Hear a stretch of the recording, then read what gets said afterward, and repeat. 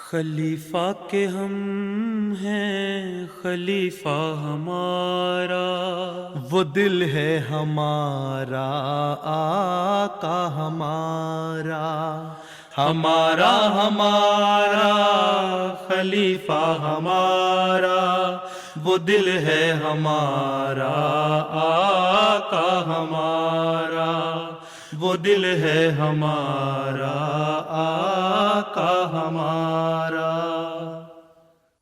Assalamu alaikum et bienvenue à l'émission cette semaine avec le Calife. Nous sommes honorés de vous présenter les points forts d'une rencontre entre sa sainteté le 5e calife, qu'Allah soit son soutien, et des membres de la Majlis Khuddam al-Ahmadiyya des États-Unis le week-end dernier.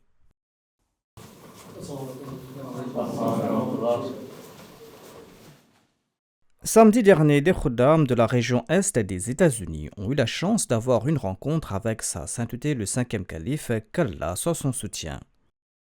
Les 14 Khuddam avaient fait le voyage spécialement pour la rencontre qui s'est tenue dans les studios de l'MTA à Islamabad.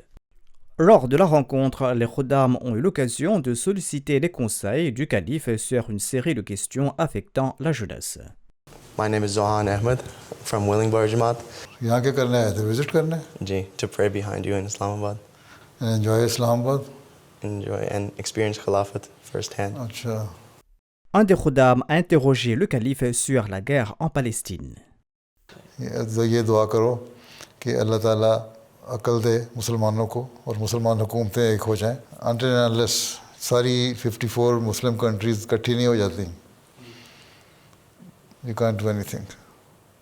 इसलिए you pray, and wherever you have any approach to the politicians or you can influence them, then ask them. I currently work as a registered nurse in Children's Hospital.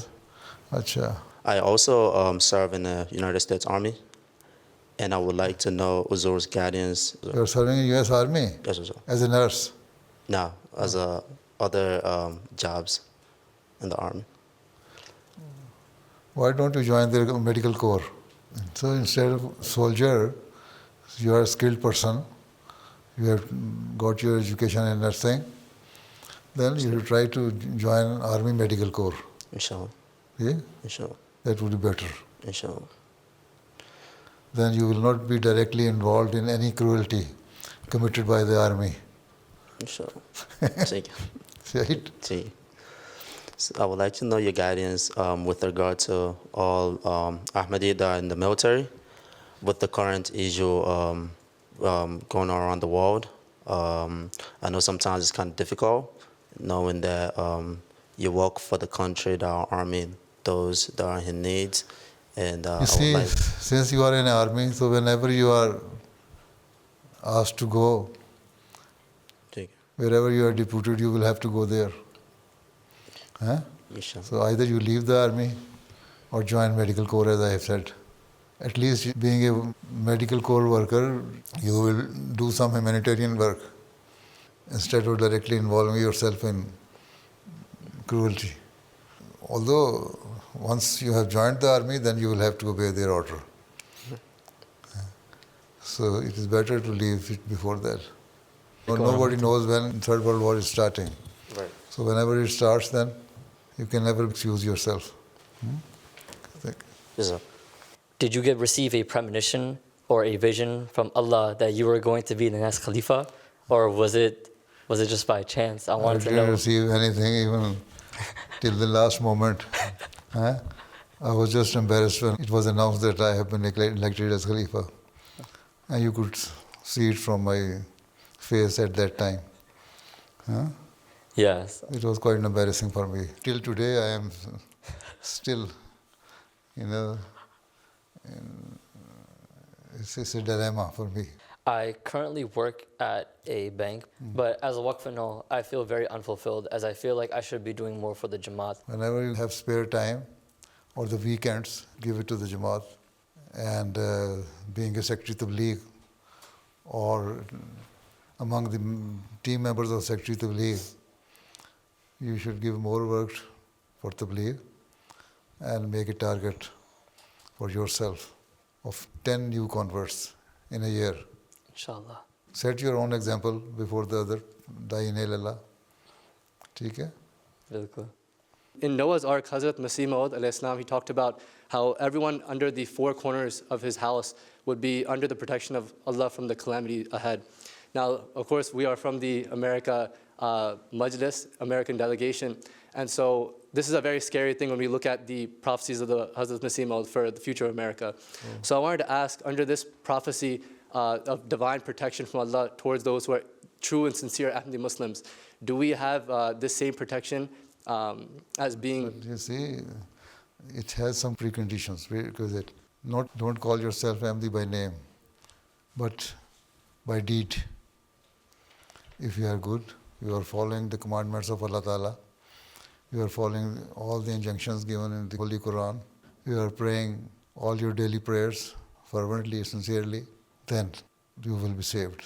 Hazrat Masih Maud has said, आग है पर आग से वो सब बचाए जाएंगे जो कि रखते हैं खुदाए ज़ुल अजाइब से प्यार. There is fire, but all will be saved from that fire who are sincere and love Allah Ta'ala. Then you have to judge yourself. Do you have that in-depth love for Allah Ta'ala in your heart? Jesus, what I do. If you have, then you will be saved. And all those who have, they will be saved. So discharge your duties you owe to Allah Ta'ala, and discharge your duties you owe to your fellow beings. Inshallah. ठीक है? Then you will be saved, inshallah. ठीक है? I request prayers for the youth of America, our Khuddam and Atfal, for their well-being and for their future tarbiyat. Allah Ta'ala bless you. Ameen. Jazakallah. Allah Ta'ala bless your Jama'at, bless your Khuddam, and make them sincere to their faith. Inshallah. Make them strong and staunch Ahmadis. Inshallah. Hazur Islam says कि do no harm. लेकिन for example जब हम किसी की help करते हैं हमारी नीयत साफ़ होती है, but it still ends up harming them. उनका फिर भी नुकसान हो जाता है. तो हम तो अपने आप को तसल्ली दे लेते हैं कि हमारी नीयत साफ़ थी. तो जो अगला जिस बंदे का नुकसान होता है वो उसको उस नज़रिए से नहीं देखता. तो अल्लाह ताला इस सिचुएशन को कैसे देखते हैं कि because we feel like कि हमारी नीयत साफ़ थी. The Holy Prophet says, "Innamal a'malu binniyat." All your deeds depends on your intentions. अगर आपकी intention अच्छी है, then Allah Ta'ala sees your intention. ठीक है? और whether वो देखे दूसरा बंदा इसको सही या ना, if your intention is good, then Allah will reward you. If even the results are not good and you have not done anything wrong intentionally, then Allah will just cover that flaw, mistake, if there is any mistake. ठीक है? हाँ जी. तो इसलिए को याद रखो कि जो काम करना है ये देखना कि Allah is watching over me. अगर वो ठीक है, अल्लाह का खौफ है, then no need to fear anybody. Hazur, I had a question. You know how when we go out in the in colleges and everything, there's like women, alcohol, drugs, all that stuff. How can we, guide ourselves in the right path? As I've already said, keep yourself away from all these bad things. Do istighfar. Whenever you see such things, you do istighfar.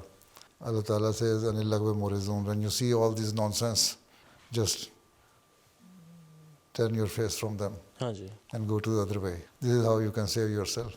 Recite A'udhu Billahi Minash Shaitanir Rajeem repeatedly. And Astaghfirullah Rabbi min kulli dhanbin wa atubu ilayh. And offer 5 daily prayers and pray in your prayers that Allah Ta'ala save you from all those bad things, evils of the society. So the society is full of evils nowadays and they are attracting you. So this is how you can fight with Satan. Now this is the wrestling between you and Satan. Now let's see who wins. Inshallah, I do. Inshallah. Can you please pray that I do? If you are determined to win, then inshallah you will win. Inshallah. My question is in regards to the atfal, their parents, and the atfal's tarbiyat. So many times, or sometimes, I've seen the fathers of the atfal. They tend to hold a laid-back they tend to be more laid back in their observance of their atfal's tarbiyat, such as like bringing them to the masjid for atfal class, or even just being regular in their religious knowledge. I've noticed a lot of the responsibility gets pushed onto the mothers of the atfal. So I was wondering, if fathers are not discharging their duties properly, and the whole burden is on the shoulder of mothers, and especially as far as boys are concerned, when they reach to certain age, then they don't want to listen to their mothers until and unless fathers are involved in it. So then, in such cases, Khuddam al-Ahmadiyya, Atfal al-Ahmadiyya should take care of those children, make friends of those people, and then get some people from among the Atfal and Khuddam of their age, and then make the friendship of those people with the trained Atfal and Khuddam. And in this way, you can get them attached to the Jama'at. So, although it is challenging, but you will have to work hard, make friendship with those people, and help the mothers. And also ask the fathers that they should also feel their responsibility and give some attention to their children, instead of just involving themselves in worldly affairs. So ask Khuddam al-Ahmadiyya and Ansarullah also. There should be joint, concerted effort of Khuddam, Atfal and Ansar, and Lajna as well, so that the pupils are better trained and attached to the Jama'at and the system. You see, if any of these parents are lazy or irresponsible, then you cannot do anything. Then, of course, this is a quite challenging thing, but for that you will have to work hard. Okay? So, this is the only thing. Help the mothers. Ask the mothers what type of help they need from you, and then extend your help to them. Okay? Jazakallah. There are a lot of Khuddam moving out to go to school or even after school for new job opportunities. What is your advice for them to stay connected to Jama'at in a new environment? Wherever they are moving, if there is any Jama'at there, then you should ask them. Whenever they are moving from one majlis to the other majlis, then the Khuddam al-Ahmadiyya system should be quite efficient. Whenever they come there, then immediately they take them into their arms and fold of the system, so that they remain attached to the Jama'at and the majlis. So, if they are well trained, if the tarbiyat is good from the very beginning, so those who are attached to the Jama'at in one majlis, they will definitely get themselves attached to the Jama'at in the other majlis. They cannot live without the Jama'at. Yeah. But if they are lazy in the first Jama'at, they will be lazy in the second Jama'at. So it is up to you that whenever you move from one Jama'at to the other Jama'at, or majlis to the other majlis, your respective secretary tarbiyat or nazam tarbiyat should try to get hold of them, contact them, and then bring them near to the Jama'at. It all depends on the efficiency of your system in your respective Jama'ats.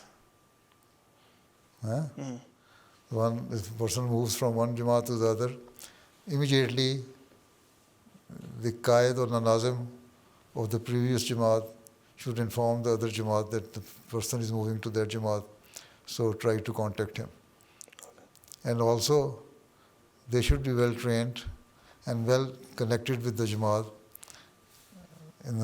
that whenever they move from one place to the other place, they themselves try to contact the Majlis and Jama'at there. They don't let them go astray and just get hold of them immediately whenever they move from one place to the other place. Okay.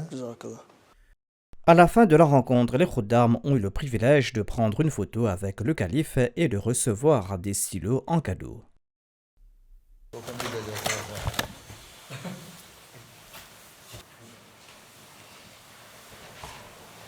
السلام علیکم. C'était là les points forts d'une rencontre qui a eu lieu le week-end dernier. Nous terminons maintenant par le résumé du sermon du vendredi.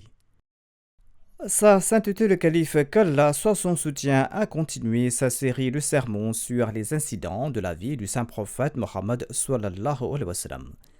Et il a évoqué la trahison de la tribu des Banu Nadir. Le calife, qu'Allah soit son soutien, a relaté qu'un juif des Banu Nadir a reconnu la naboua du saint prophète Mohammed sallallahu alayhi wa sallam comme prédite dans la Torah. رسول اللہ صلی اللہ علیہ وسلم کے جانے کے بعد کی تفصیل میں یہودیوں کے رویے کے بارے میں لکھا ہے کہ یہود اپنے کیے پر بہت شرمندہ تھے. ایک یہودی کنانہ بن سویرا یا سوریہ نے کہا کیا تم لوگ جانتے ہو کہ محمد صلی اللہ علیہ وسلم یہاں سے کیوں اٹھ کر چلے گئے ہیں؟ انہوں نے کہا اللہ کی قسم ہمیں تو معلوم نہیں، تمہیں کچھ پتہ ہے تو بتا دو. اس نے کہا تو رات کی قسم بلا شبہ میں جانتا ہوں کہ محمد کو خبر کر دی گئی ہے جو تم نے اس کے ساتھ دھوکے کا ارادہ کیا، چنانچہ تم اب مزید اپنے آپ کو دھوکے میں نہ رکھو. اللہ کی قسم بلا شبہ وہ اللہ کے رسول ہیں، اور وہ اٹھے بھی اس لیے ہیں کہ انہیں بدریہ وہی بتا دیا گیا ہے کہ تم دھوکہ دہی سے کام لینا چاہتے تھے. یقیناً وہ آخری نبی ہیں، تم چاہتے تھے کہ آخری پیغمبر ہارون کی نسل سے آئے، لیکن اللہ تعالیٰ نے جہاں سے چاہا انہیں مبعوث فرمایا. بلا شبہ ہماری کتابیں جنہیں ہم تورات میں پڑھتے ہیں وہ تبدیل نہیں ہوئیں. ان میں یہ لکھا ہوا ہے کہ اس نبی کی پیدائش مکے میں ہوگی اور وہ یثرب یعنی مدینہ میں ہجرت کرے گا.